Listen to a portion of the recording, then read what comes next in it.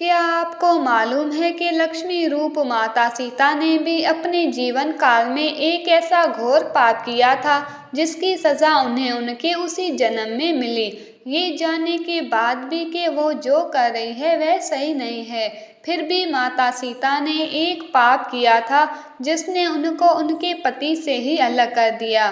क्या था वो पाप और किस शराब के कारण सीता माता को पति वियोग से गुजरना पड़ा? एक कथा के अनुसार जब माता सीता अविवाहित थी, एक दिन सीता अपनी सहेलियों के साथ बगीचे में घूम रही थी। वहां उन्हें एक तोते का जोड़ा दिखाई दिया जो बहुत ही खूबसूरत था। उनकी नज़र तोते के जोड़े पर पड़ी। ये जोड़ा आपस में कुछ बातें कर रहा था। तोते के जोड़े को आपस में बातें करते देख माता सीता के अंदर जिज्ञासा उत्पन्न हुई कि ये दोनों क्या बातें कर रहे होंगे। जिसके बाद माता सीता तोते के उस जोड़े के पास गई और उन्होंने सुना कि ये जोड़ा सीता माता और उनके पति यानी भगवान राम के बारे में बात कर रहा है। पृथ्वी पर श्री राम नाम से विख्यात एक बड़े सुंदर राजा होंगे। उनकी महारानी का नाम सीता होगा। श्री राम सीता के साथ कई वर्षों तक राज्य करेंगे। धन्य है वह जानकी देवी और धन्य है वह श्री राम। तोते की ऐसी बातें सुनकर सीता ने सोचा कि ये दोनों तो मेरे ही बारे में बातें कर रहे हैं। इन्हें पकड़कर मैं इनसे अपने जीवन से जुड़ी सारी बातें पूछ सकती हूँ। इसीलिए उन्होंने अपने सहेलियों से उन दोनों पक्षियों को पकड़कर लाने को कहा। उनकी सहेलियां गई और दोनों पक्षियों को पकड़कर ले आई। माता सीता उन पक्षियों से कहती है, तुम दोनों बहुत सुंदर हो, देखो डरो नहीं, मैं तुम्हें कोई नुकसान नहीं पहुंचाऊंगी। तुम बस मुझे ये बताओ कि तुम कौन हो और कहाँ से आए हो। राम कौन है और सीता कौन है, तुम्हें उनके बारे में कैसे पता? माता सीता के पूछने पर दोनों पक्षी बताते हैं कि एक बहुत विख्यात महर्षि वाल्मीकि है। हम दोनों उन्हीं के आश्रम में रहते हैं। महर्षि ने रामायण नाम का एक ग्रंथ लिखा है जिसका पाठ उन्होंने अपने शिष्यों को भी कराया है। उन पक्षियों ने सीता को ये भी बताया कि इस ग्रंथ ने महर्षि वाल्मीकि ने बताया है कि महर्षि विश्यक रंग के द्वारा किए गए पुत्रेष्टि यज्ञ से प्रसन्न होकर भगवान विष्णु राम लक्ष्मण भरत और शत्रुघ्न ये चार मानव शरीर धारण कर पृथ्वी पर जन्म लेंगे। बड़े होने पर श्री राम महर्षि विश्वामित्र और अपने छोटे भाई लक्ष्मण के साथ हाथ में धनुष लिए मिथिला आएंगे और शिव जी के धनुष को तोड़कर सीता से विवाह करेंगे। फिर उस पक्षी के जोड़े ने कहा, हे सुंदरी, हमने तुम्हें सब कुछ बता दिया, अब हमें छोड़ दो, हम जाना चाहते हैं। पक्षियों की बातें सुनकर माता सीता के मन में और भी बातें जानने की इच्छा हुई। उन्होंने उन दोनों से पूछा कि राम कहाँ होंगे, वे किसके पुत्र है, कैसे वे मिथिला आकर जानकी से विवाह करेंगे। नर तोता बोला कि श्री रामचंद्र का मुख कमल के समान सुंदर, नेत्र बड़े बड़े और खिले हुए, नासिका ऊंची, पतली भुजाएं घुटनों तक, गला शंख के समान होगा। मैं उनका क्या वर्णन करूं, जिनके गुणों का बखान सौ मुख वाला भी नहीं कर सकता। दोनों पक्षी कहते हैं कि जानकी देवी धन्य है जो जल्द ही रघुनाथ जी की पत्नी बनकर उनके साथ कई वर्ष तक राज करेगी। लेकिन तुम कौन हो?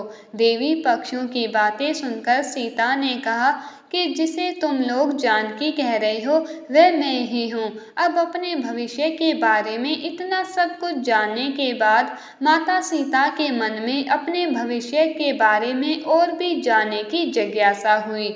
जिसके बाद माता सीता ने तोते के उस जोड़े को बंदी बनाकर पिंजरे में डलवा दिया और माता सीता उन्हें कहती है कि मैं अब तुम दोनों को तभी छोड़ूंगी जब श्री राम यहाँ आकर मुझसे विवाह करेंगे। तब तक तुम दोनों आराम से मेरे घर में रह सकते हो। हर दिन मैं तुम्हारे लिए स्वादिष्ट भोजन लाऊंगी। ये सुनकर मादा तोता जानकी से कहती है, हम वन के पक्षी हैं, हमें घर में सुख नहीं मिलेगा। मैं गर्भवती हूँ, मुझे जाने दो। मैं अपने स्थान पर जाकर बच्चे पैदा करूँगी। आप चाहें तो उसके बाद फिर से यहाँ आ जाऊँगी। उसके कहने पर भी सीता जी ने उसे नहीं छोड़ा। तब उसके पति यानी नर तोते ने कहा, सीता मेरी पत्नी को छोड़ दो, वो गर्भवती है। जब ये बच्चों को जन्म दे देगी तब उसे लेकर मैं फिर तुम्हारे पास आऊँगा। तब माता सीता ने कहा, तुम आराम से जा सकते हो, लेकिन ये मुझे बहुत पसंद है। तुम घबराओ नहीं, मैं इसकी अच्छे से देखभाल करूँगी।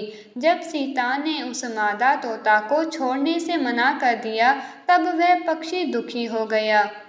पक्षी दोबारा सीता जी से निवेदन करता है कि मैं अपनी पत्नी के बिना जिंदा नहीं रह सकता, इसीलिए इसे छोड़ दो। माता सीता तुम बहुत अच्छी हो, मेरी प्रार्थना मान लो। इस तरह उसने बहुत समझाया, लेकिन सीता ने उसकी पत्नी को नहीं छोड़ा। तब मादा पक्षी ने क्रोध में सीता को श्राप दिया कि जिस प्रकार तू मुझे इस समय अपने पति से अलग कर रही है, वैसे ही तुझे भी स्वयं गर्भवती की अवस्था में श्री राम से अलग होना पड़ेगा। कुछ दिन बाद पति से बिछड़ने के दुख में मादा पक्षी के प्राण निकल गए। पत्नी की मौत हो जाने पर नर पक्षी दुखी हो गया।